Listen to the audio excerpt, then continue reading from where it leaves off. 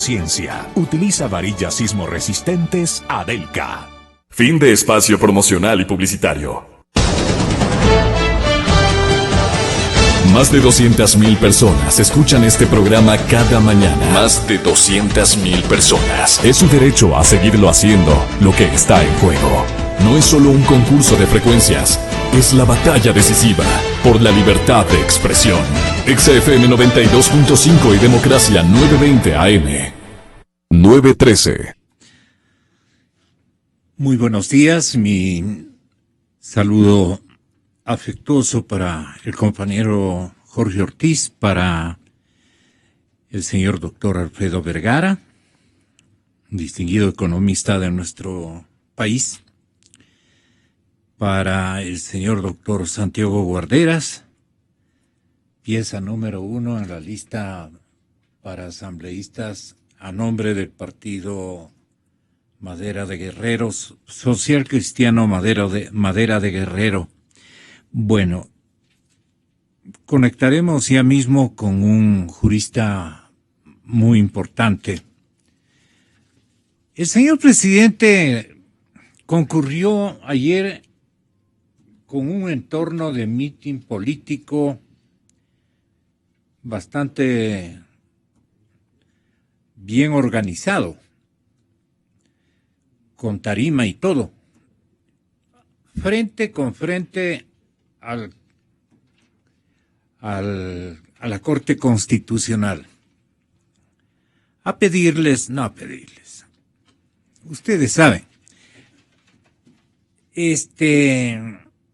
que tengan la bondad de atender este petitorio, que lo leyó de la siguiente manera. Considero necesario que el pueblo ecuatoriano decida sobre la relevancia de que ningún servidor público debe tener bienes o capitales en paraísos fiscales para poder desempeñar su función. Por ello propuse la siguiente pregunta. ¿Está usted de acuerdo en que para desempeñar una dignidad de elección popular o para ser servidor público se establezca como prohibición tener bienes o capitales de cualquier naturaleza en paraísos fiscales? Esta es la pregunta que he presentado a ustedes, señores magistrados, para que califiquen su constitucionalidad y permitan al pueblo ecuatoriano decidir sobre, yo creo, un asunto fundamental para nuestra vida como nación, como sociedad. Pero la pregunta incluye, por lo tanto, en el plazo de un año, contado a partir de la proclamación de los resultados definitivos de la presente consulta popular, la Asamblea Nacional reformará la Ley Orgánica de Servicios Públicos, el Código de la Democracia y las demás leyes que sean pertinentes a fin de adecuarlos al pronunciamiento mayoritario del pueblo ecuatoriano. En este plazo, los servidores públicos que tengan capitales y bienes de cualquier naturaleza en paraísos fiscales deberán acatar el mandato popular y su incumplimiento será causal de destitución. Hasta aquí la pregunta y el pueblo ecuatoriano podrá elegir entre sí o no. Cabe resaltar que se quiso distorsionar esto y decir que queremos impedir la participación de ciertos candidatos. Fíjense ustedes que claramente la pregunta da, en caso de ganar el sí, un año para que se desprendan de sus capitales, bienes, empresas en paraísos fiscales. Con esto no se quiere perjudicar a nadie en su participación en las próximas elecciones.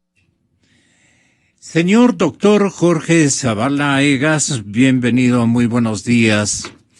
¿Qué pálpito de jurista le asiste este momento para describir la estratagema o estrategia del señor presidente de la República en ánimo a edificar una consulta popular, una consulta al pueblo ecuatoriano en el tema que acabamos de escuchar, para seguramente algún fin, vuelvo y repito, de connotación estratégica de su postura frente al proceso electoral que se avecina, frente a la corrupción refinada que alude el último número de la revista Vistazo, frente a tantos acontecimientos e insucesos que nosotros le estamos reclamando desde un sinnúmero de andariveles al régimen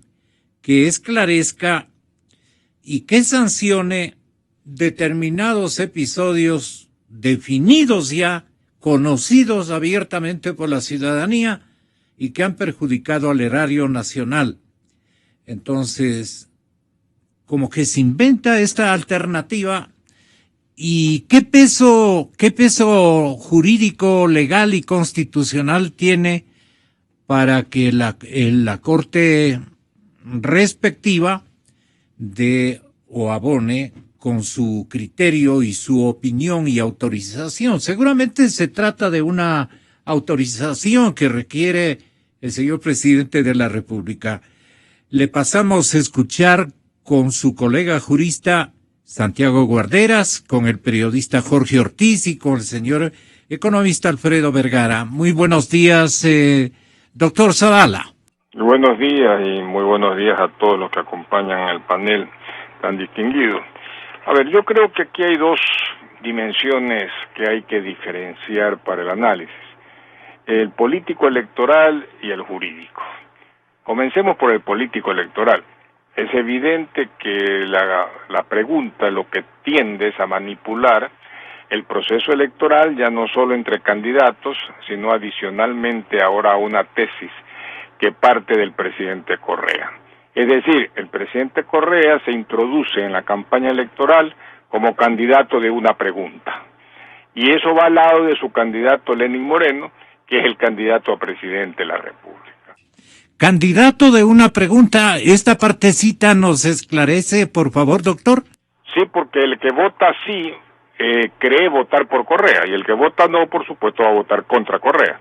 Es decir, es una manera, una estratagema de unificar el voto fuerte que tiene Alianza País, sea el 8%, el 10%, lo que le quede, será unificarlo y concentrarlo en lo que se llama el voto duro, en base a la pregunta, que por supuesto voto duro que no es el que lo tiene precisamente el candidato Lenín Moreno.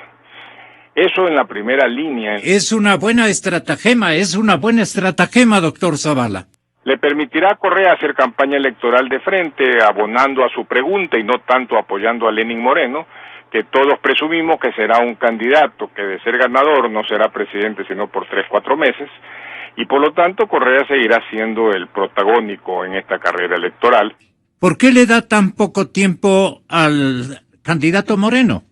Yo creo que él es simplemente candidato para intentar ganar las elecciones, pero que una vez posesionado hay un pacto, un acuerdo, un convenio, un consentimiento mutuo de renunciar por razones de salud y dejar electo presidente al vicepresidente Glass. Eso parece que es la realidad de ese proceso electoral en el eventual caso que llegue a ganar el presidente Moreno. Será candidato y será presidente por poco tiempo. Todo esto permite vislumbrar un correísmo continuado, ya no en base a Lenín Moreno, que repito es provisional, es simplemente una prótesis del movimiento Alianza País, y en el caso de la pregunta permite a Correa estar permanentemente apoyando y logrando la adhesión de su voto duro, como yo lo digo, sea el que quede a febrero del 2017. El porcentaje cuenta que... Ahora, desde el punto de vista jurídico, ya sabemos qué va a decir la Corte Constitucional, pues será 9-0 de que el presidente Correa puede hacer la pregunta. Pero no nos olvidemos que esa pregunta implica, primero, una limitación al derecho a la participación política en cuanto a elección popular se refiere. Esa limitación a la restricción, que sería una causal más en el artículo 113 de la Constitución, para no poder ser el candidato a elección popular, es irracional, es desproporcionada y por lo tanto vulnera el principio que reclama el artículo 11.4 de la Constitución de la República. ¿Por qué? Porque no nos damos cuenta, los ecuatorianos, o nos creen idiotas, de que se sabe que quien maneja el listado de los paraísos fiscales es el SRI. Y el SRI por resolución puede aumentar o incrementar las repúblicas, estados o países que le dé la gana cuando le dé la gana, involucrando a quien le dé la gana. Por lo tanto, si mañana el candidato Jorge Zavala tiene un capital, una póliza de acumulación, una cuenta de ahorro en un estado que actualmente no es considerado paraíso fiscal, pero en el momento en que se anuncia mi candidatura el SRI sí lo considera, evidentemente que no podré ser candidato, se acabó. Vendrá la discriminación en razón de que mi capital, mi ahorro o mi inversión de trabajo está en un paraíso fiscal. El juez electoral, en definitiva, va a pasar a ser el director del SRI. Claro, entonces el director del SRI pasa a ser como un filtro por el cual le dirán las mayorías, aquí tiene oportunidad de ser presidente, en consecuencia hazme el favor de buscarme. Si el Vaticano es que tiene su póliza de acumulación en el Banco del Vaticano, hazme el favor de buscármele y declararlo Estado paraíso fiscal. Simplemente lo agregan a la lista que está en la NAC del 2015, y en la resolución del 2015 el SRI, y le incorporan el Vaticano, y será paraíso fiscal. Es decir, esto es lo que se llama irresponsabilidad total, manejo de la Corte Constitucional realmente de una forma grotesca, y querer llamarnos a engaño de que se busca consolidar una tesis de honestidad. Seamos claros, los paraísos fiscales no son otra cosa que una cuestión técnica que se incrementa por el nivel impositivo que maneja ese país. Nada más. Pero no que se trata de que eso es latrocinio, eso es cohecho, eso es coima. No, señor, el ladrón no es ladrón porque tiene una cuenta en el paraíso fiscal. El ladrón es ladrón por estructura moral. El ladrón es ladrón porque robó. El ladrón es ladrón porque no le satisface los ingresos de su trabajo honesto. Ladrón es ladrón por cuestión ética. Pues no porque existe un paraíso fiscal. Eso de ahí ya parece que raya en la idiotez, ¿no? No se puede echar la culpa ética a que exista un país que tenga menor nivel impositivo. Yo hago una pregunta a todo el mundo. ¿Por qué el Ecuador permite que se vayan los capitales al paraíso fiscal Panamá y solo le cobra el 5% y permite la ida y depósitos en el cuenta del Banco Panamá, que es paraíso fiscal?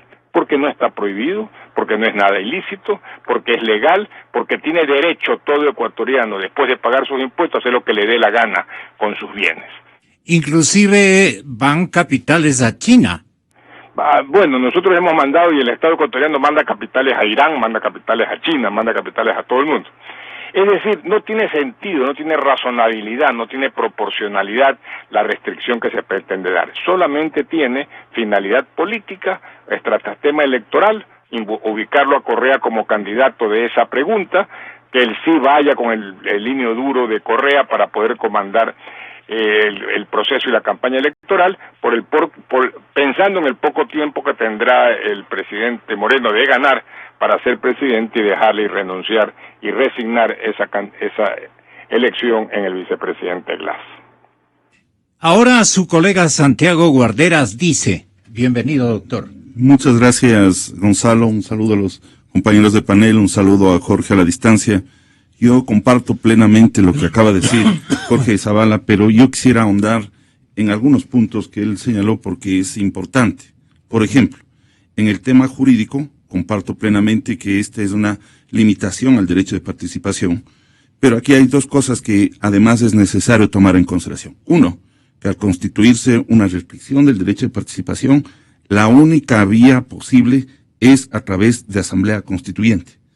Y el hecho que se determine que de aprobarse la reforma se tiene que reformar el Código de la Democracia, se está incluyendo prácticamente una prohibición tácita, de tal modo que si yo gano las elecciones, ¿qué sentido tengo el no poder ejercer esa función, constituyéndose por lo tanto una prohibición? Pero además, Jorge decía, y en esto estoy de acuerdo, vulnera los test de proporcionalidad y el test de igualdad, que además es injusta, porque si se busca a través de esta medida evitar la evasión de impuestos, el ocultamiento de dineros e información, esta medida no se cumpliría si solo se la fija para aquellos que desempeñan un cargo público y no para todos. Y además, sin comprobar el origen y la finalidad de la inversión, lo que convierte a esta medida conjuntamente, además de no idónea e innecesaria, porque existen otras medidas que son menos lesivas, rompe también el principio de inocencia. La medida desde el punto de vista de la igualdad es arbitraria, no razonable, proporcional o objetivo, pues no potencia la vigencia de los derechos, sino los menoscaba. Y el doctor Jorge Zavala decía con mucha propiedad que existen otras medidas. ¿Dónde está el SRI? ¿Dónde está la Contraloría? ¿Dónde están los organismos de control para evitar justamente el que sean estos capitales? Con la situación que acaba de señalar el profesor Jorge Zavala, en el sentido de que es el SRI quien califica. Mire, en Francia, en estos días, acaban de señalar que Costa Rica es paraíso fiscal. Es decir, queda en manos del candidato a Estado el determinar qué es o no un paraíso fiscal. Y por consiguiente, esto se presta a manipulación para que mañana cualquiera de los candidatos que tenga bienes de capital, sin interesar el origen de esos fondos ni la finalidad, porque una cosa es que usted invierta justamente por la situación que vive el país, y otra cosa es que usted haga lavado de dinero o que usted pretende ocultar información o documentación. ¿Qué derechos elementales están violentando? Bueno, el de participación, el de igualdad, el de la presunción de inocencia. ¿Igualdad en qué sentido? En el sentido de que si esta es la medida para evitar que se cometan este tipo de situaciones, debería no solamente para los empleados públicos, para todos los ciudadanos, Gonzalo. Es decir, si usted mañana o yo pretendo lavar dinero, no solamente que tiene que ser para el funcionario público, sino para todos los ciudadanos. ¿Por qué le estamos encargando o le estamos poniendo este mote al funcionario público, que él es el que está haciendo esta situación para evadir los impuestos? Entonces, no tiene ningún sentido. Pero además, y viene una parte que no la señaló y que entiendo que Jorge Zavala va a estar de acuerdo, y aquí mis compañeros, ¿cómo podemos hablar de pacto ético en estos precisos momentos en que la corrupción refinada, galopante de este gobierno, en donde tenemos un sinnúmero de casos, en donde el fiscal ha permitido que salgan los corruptos, porque se ha enterado posteriormente de las situaciones, cuando él, no se olvide, Gonzalo, fue gerente de Petroecuador, fue ministro de Hidrocarburos, conocía perfectamente de toda la situación y de los contratos petroleros. Pero además, ¿qué pasa con el tema de los DRUF, de Cofiex, de Pedro Delgado? No tiene sentido realmente, que es una vergüenza el que se proclame un pacto ético. Se me adelantaron, dice en el diario El Comercio. Sí. Antes de mis acciones, los procesados por eso dejaron el país. Por eso llama la atención que también hayan hecho la incautación, porque las maletitas, las cajas estaban embaladas y faltaban pocos minutos. Si no hacían esa acción, también dejaban salir todas las cosas. Y queriendo, Gonzalo, simplemente coger los bienes incautados, ¿qué sumarán? 2,000, 3,000, 10,000. Cuando el monto del sobreprecio del cohecho sobrepasa los 2,000 millones. Exactamente, es una barbaridad. ¿Cómo actúan simplemente es una burla a todos los ecuatorianos, a la inteligencia de los ecuatorianos, todo lo que ha significado este pacto ético, en donde el gobierno ha dejado traslucir toda la corrupción que existe en esta situación petrolera. ¿Cuál va a ser la reacción anímica, personal, de los empresarios de buena fe, de los inversionistas, de la gente que quiere ahorrar y por cuidados específicos envía su dinero a alguna cuenta de ahorro, alguna cuenta corriente en el exterior? De las previsiones que todas las empresas, por más pequeñas o medianas que fueren, tienen dineros para una situación emergente y lo guardan fuera de... ¿Qué puede estar? Exactamente. Como economista, Alfredo, ¿usted qué consecuencias ve podrían suscitarse con esta famosa autorización de la Corte Constitucional para que el señor presidente de la República le consulte al voto duro de su gente y seguramente gane? ¿Quién le va a decir que no? Pero ¿quién le va a decir que no? Tiene toda la razón, va a decir el ciudadano común y corriente, digamos, ¿no es cierto? El de buena fe, inclusive. Tenga la bondad. Bueno, esto de Alfredo Vergara. Dejar en el aire, no pueden ir a paraísos fiscales y no decir absolutamente nada más sobre lo que se quiere decir por paraísos fiscales. Claro, genera una suerte de ruleta, que puede ser cambiado el número el rato que quiera el que maneja la pelotita, cambiar de número. Lo que estoy tratando de decir, pero eso ya no hay cómo internacionalmente, por una sencilla razón. Esto de los paraísos fiscales ha tomado tal envergadura que hoy ya se internacionaliza, se oficializa una lista y está actualizada, a fecha reciente, al 31 de mayo del año 2016, es decir, hace pocos meses, y avalizada, y esto es muy importante, por la Organización de Cooperación para el Desarrollo, es decir, por los países del primer mundo, y también por el Foro Económico Mundial. Son 79 países de países emergentes y el primer mundo. Está ya actualizada. Y hay 36 países. 36 países, Andorra, Anguila, Antigua, Curazao, etcétera, etcétera. Hay que mencionar que en esos países no está Panamá. No está, en esa lista oficial no está Panamá. Por lo tanto, si esta pregunta de nuestro gobierno es aplicable a los 60 y pico, pero no a Panamá. Están mencionados los 36 países que son paraísos fiscales oficialmente considerados. ¿Cómo es lo que consideran oficialmente? Tal vez eso también sería bueno aclarar. Cuatro circunstancias o 4 condiciones muy claras. Gracias. Se define como paraísos fiscales los que cumplan 4 condiciones clarísimas y cortas, ¿no? Primero, que no se impone impuestos a capital extranjero. O estos impuestos son solo nominales. Sí. Esa es la primera condición. La segunda condición es si hay opacidad en esos, es decir, puede haber lavado de dinero, claro, en esos países, ¿no? Uh-huh. Tercero, no conocen ni exigen el origen del dinero. Exactamente.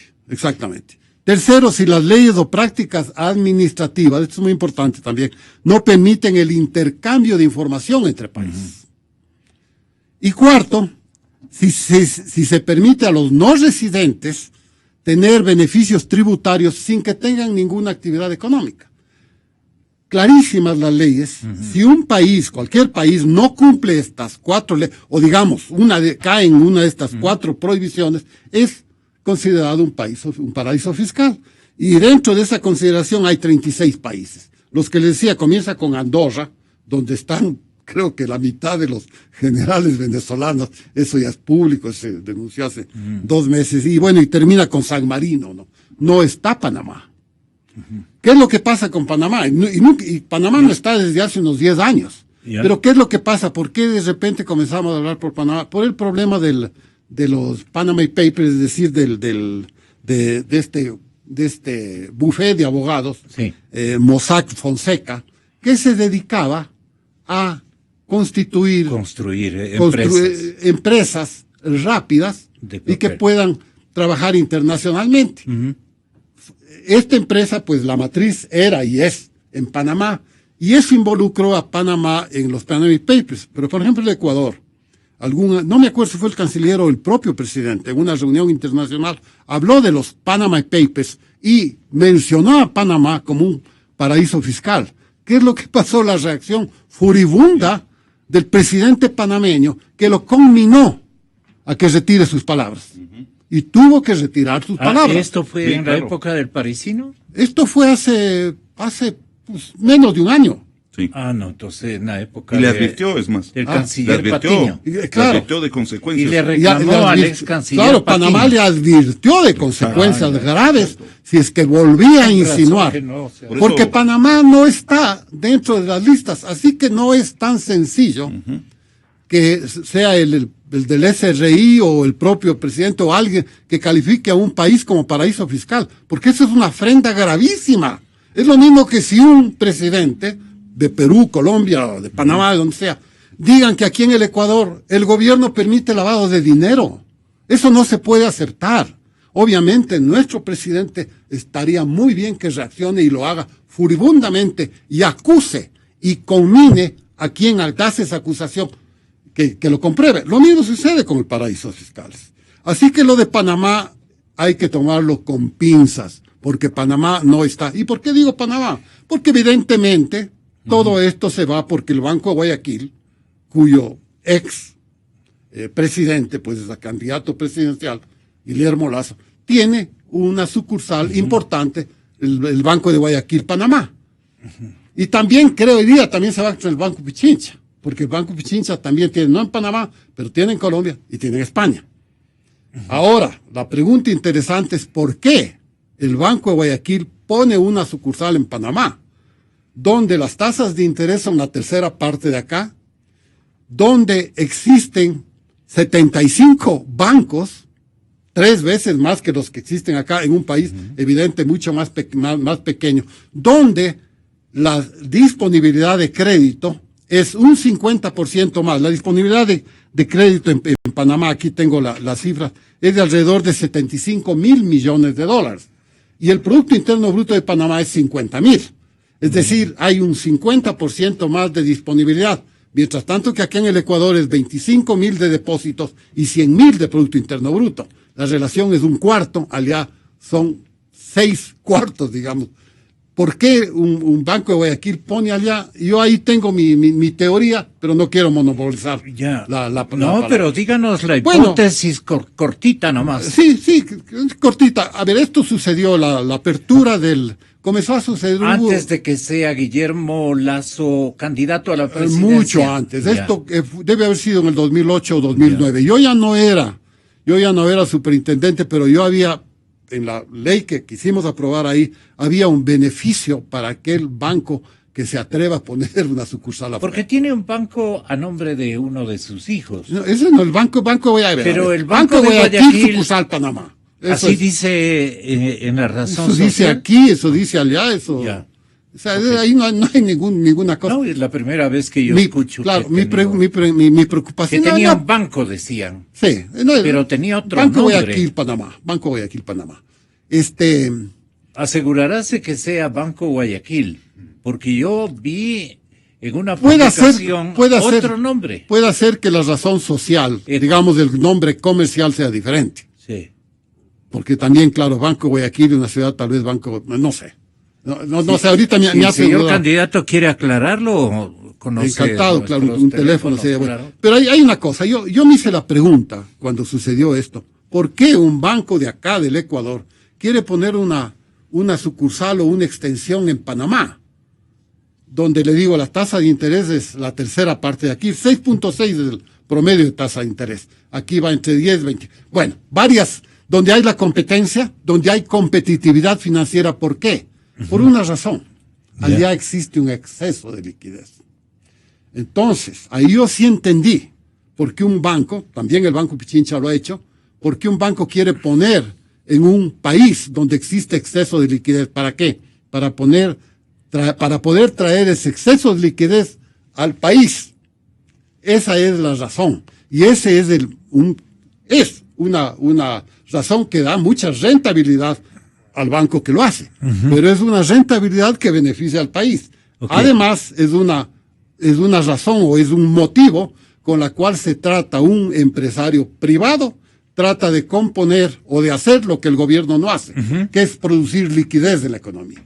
¿Cómo? Pero simplemente a Jorge Ortiz, que va en turno, le recuerdo que hay aquí como 10.000 millones de dólares a disposición de todos los actores comerciales, ciudadanos, emprendedores, etcétera, etcétera, e inversionistas. 10.000 millones, pero muy pocos se acercan a solicitar créditos significativos para emprendimientos igualmente significativos. Jorge, mi cordial bienvenida. ¿Cómo observas tú este petitorio de autorización que con tarima y todo ha gestionado ayer el señor presidente de la República, convirtiéndole en un acto eminentemente político y etcétera? Ten la bondad. Muchas gracias, Gonzalo. Bienvenido. Y ya lo dijo con gran claridad el doctor Jorge Zavala, ¿no? Es una manera de Correa de enturbiar las elecciones para impedir lo que cada día se ve más probable, que gane un candidato de la oposición. Y evidentemente Correa está desesperado porque el momento que pierdan el poder, pues se les tomará cuentas de 10 años de abusos y de absoluto control de todo el aparato del Estado. Y por eso se plantea esta pregunta. Bueno, ya que el presidente de la República plantea esto de los paraísos fiscales, yo me permitiría sugerir unas cuantas preguntas más, que yo creo que son incluso más relevantes que esta de los paraísos fiscales. Por ejemplo, que se prohíba que sean funcionarios públicos quienes han organizado, promovido, impulsado y financiado homenajes a prófugos de la justicia que dijeron que se iban por 3 días y no han vuelto. Que se prohíba que sean funcionarios públicos quienes han mantenido vínculos vergonzosos con tiranos y déspotas como Fidel Castro, Nicolás Maduro, Robert Mugabe, Muammar Gaddafi o Alexander Lukashenko. Aquí, que se les prohíba también quienes han respaldado en foros internacionales con votos a nombre del Ecuador a dictadores y asesinos como Bashar el-Assad o Kim Jong-un. A quienes se han gastado $1.000 millones del dinero del pueblo ecuatoriano en aplanar un terreno. A quienes convirtieron a la administración de justicia en un instrumento de encubrimiento de los amigos y de persecución a los enemigos.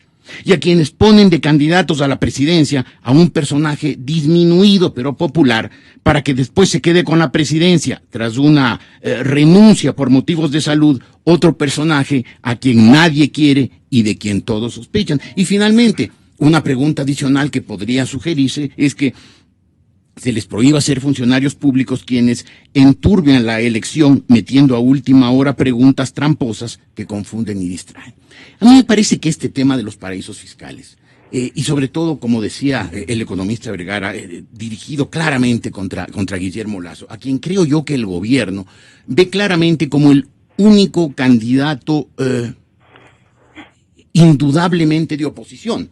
Porque en las otras candidaturas supuestamente de oposición, y esto lo digo con permiso de mi amigo el doctor Santiago Guarderas, pues como que hay quinta columnistas, ¿no? O sea, que el señor Ramiro González aparezca en la candidatura social cristiana, no sé qué cosa más rara que hace ahí un señor que ha sido parte importantísima, militante del gobierno correísta, como adalid de los legisladores que van a cambiar el país. Sí, se retirado. O que en la candidatura del general Moncayo esté un partido como la Izquierda Democrática, que ha sido estos 10 años un proveedor de funcionarios para el correísmo, y cuyo líder máximo y creador, un hombre tan respetable como el doctor Borja, se ha pasado 10 años enteritos, 24 horas al día, sin darse tregua un segundo, haciendo una enciclopedia, y no ha tenido tiempo para opinar sobre la cantidad de atropellos, de excesos y de abusos que se han cometido en el país. Entonces me resulta raro que en esas candidaturas supuestamente de oposición, la de la señora Cintia Viteri y la del general Moncayo, haya gente tan vinculada al correísmo. Entonces yo creo que el gobierno empieza a sospechar que el verdadero rival, que el verdadero candidato de oposición es el señor Lasso, y por eso Correa mete a último momento esta pregunta. Lo que yo creo que debemos cuestionarnos, preguntarnos de verdad los ecuatorianos, lo que yo creo que es el tema verdaderamente de fondo, no es dónde puso la plata quien la haya puesto en un paraíso fiscal, sino de dónde la sacó. Porque hemos oído estos años de una cantidad de nuevos millonarios que se compran casas, que antes vivían a salto de mata y que ahora andan en unos autos poderosísimos y aparecen de compras en centros comerciales lujosísimos de Ámsterdam o de Miami, y que antes vivían, insisto, a salto de mata. Entonces me parece más grave que dónde ha puesto la plata. Plata, además, en el caso del señor Lasso, pues entiendo que es dinero legítimo, que ha pagado los impuestos, como bien decía el doctor Guarderas, y lo dijo el doctor Zavala. Más importante es de dónde puso la plata propia, bien habida, quien la haya puesto fuera del país, sino de dónde la sacó quienes en estos años han aparecido con unas bonanzas espectaculares, con unos lujos asiáticos, que ahora andan en los restaurantes más caros de Quito, de Guayaquil, de Cuenca, de Manta, quienes se van de compras al exterior, y quienes hacen una impúdica exhibición de riqueza. Eso es lo que tenemos que preocuparnos. ¿De dónde sacaron la plata? Muchos de ellos ya huyeron, amparados, según parece, según dicen, según por ejemplo el doctor Guarderas insinuó, amparados por la ceguera del fiscal general, que se da cuenta que hay una investigación cuando los objetos de la investigación ya están bien lejos en el exterior, ya volaron como pajaritos, cuando todo el mundo se dio cuenta, menos la Fiscalía General del Estado. Entonces, me parece que esta pregunta de Correa es una pregunta mañosa, tramposa, me parece que dirigida contra Guillermo Lasso, y me parece que los ecuatorianos seríamos muy ingenuos, muy candorosos, si volvemos a caer en el juego del gobierno que nos saca de los temas de fondo. Por ejemplo, su corrupción, por ejemplo, su ineptitud, por ejemplo, su mediocridad, por ejemplo, el haber desperdiciado la mayor bonanza económica de la historia de este país, la mayor bonanza económica desde que este país se independizó, rompió con la Gran Colombia en 1830, y que hoy, después de haber disfrutado de petróleo de $100, 400,000 barriles por día, estemos con la cadena de pago rota. Ayer mi madre se fue vendiendo los muebles. Ayer mi madre, que tiene 92 años, fue a tratar de recuperar el IVA que para los mayores de cierta edad pues se les restituye. Y le dijeron que van a empezar a pagar febrero en el servicio de rentas internas. Febrero. Estamos a las puertas de noviembre y van a empezar a pagar febrero. Es decir, no es un presidente absolutamente inepto. Un tipo que después de haber tenido una catarata de dólares durante años por los precios internacionales del petróleo, tiene al país postrado, con la economía parada, con todos los pagos atrasados, con los jubilados y los ancianos en situación de desesperación, porque lo que tenían que darles en febrero les empiezan a dar, según ofrecieron, y todavía no cumplen, en noviembre. Es decir, me parece terrible que el señor Correa, después de haber demostrado una mediocridad sin nombre, después de haber engañado a los ecuatorianos con un aparato gigantesco y costosísimo de propaganda, que hizo creer a mucha gente, a la gente intelectualmente más frágil, que este era un gran presidente, un gran administrador, un gran economista, cuando los hechos demuestran que es un hombre mediocre, ignorantón, torpe, pues que ahora encima interfiera en el proceso electoral, metiendo a última hora una pregunta, cuando debería dejar que los ecuatorianos libremente, todo lo libremente que se puede estar en una situación de opresión y represión como la que Correa ha creado, que los ecuatorianos elijamos a nuestro próximo presidente que se encargue de restituir los derechos de los ciudadanos, la normalidad institucional y la confianza de los ecuatorianos, que él, Correa, se ha encargado de dilapidar. La mayor parte de los compatriotas asoman como frágiles según las últimas encuestas y hay que tenerlos muy en cuenta. Se me terminó el tiempo. Muchas gracias a ustedes. Tal vez alguna... Sí, perdón. A ver, y después dio 30 segundos. Por favor, mi perdón. Doctor Zavala, vamos en orden. Me olvidé de Jorge Zavala. Ya colgó, claro. Ya.